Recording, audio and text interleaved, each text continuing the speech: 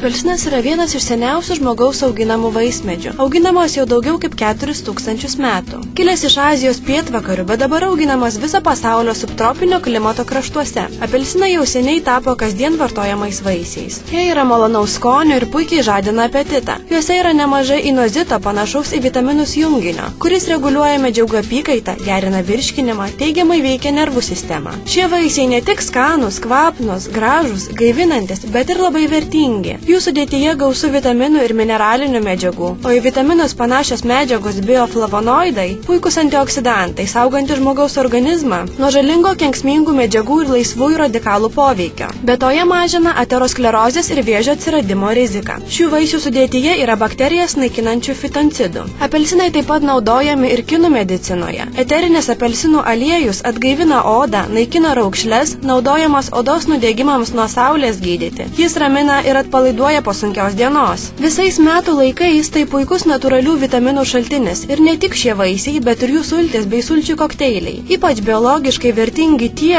kurie gaminami spaudžiant sultis iš šviežių vaisių. Apelsinų minkštimas labai sultingas, jame daug pektininių ir dažančių medžiagų, bakterijas naikinančių poveikių pasižyminčių fitoncidų, mineralinių medžiagų. Vaisiuose yra 84% vandens, 8% cukraus bei vitamino A, B ir C. Luobelėje randama 12% cukraus iki 2% citrinų rūgšties, 50-65 mg askorbino rūgšties, vitaminų B1 ir P, kalcio ir kalio druskų. Netgi vienas apelsinas gali patenkinti vitamino C paros poreikį. Ypač rekomenduotina valgyti apelsinus sergantiesiems aterosklerozę, hipertoninę ligą, kepenų lygomis, podagrą, nutukimu, o taip pat šių ligų profilaktikai. Apelsinai tinka ir vaikams, ir suaugusiems. Šiems vaisiams artimuose mandarinuose gausu pektininių medžiagų, vitamino C, B1, B2, provitamino A, bioflavonoidų. Jie pasižymi puikiamis gaivinamosiomis savybėmis. Apelsinų sultis populiarios visame pasaulyje. Ryte išgėrus vieną stiklinę apelsinų sulčių, organizmas gauna visos paros vitamino C dozę. Beje, norint išspausti 1 litrą sulčių, reikia turėti 0,5 kg apelsinų.